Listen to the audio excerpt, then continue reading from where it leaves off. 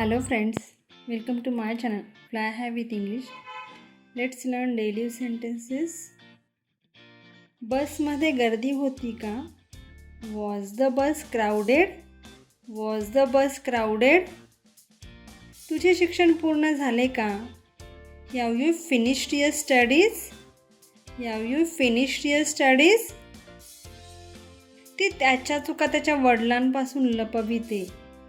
She hides his mistakes from his father. She hides his mistakes from his father. नीट उभा रहा. Stand upright. Stand upright. तो त्याच्या कर्माची फळे भोगत आहे. He is suffering for his deeds. He is suffering for his deeds. हे तुला शोभा देत नाही. This doesn't behove you. This doesn't behove you. ती चांगली कल्पना आहे. That's a great idea. That's a great idea. तिचं भविष्य खराब होत आहे. Her future is getting worse. Her future is getting worse.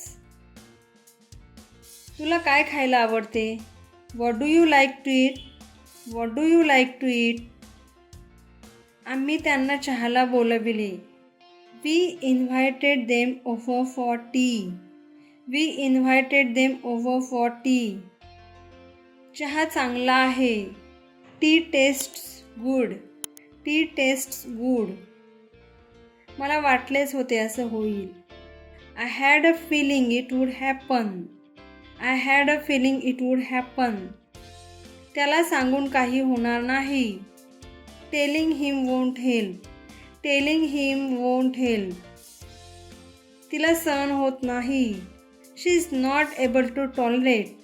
She is not able to tolerate.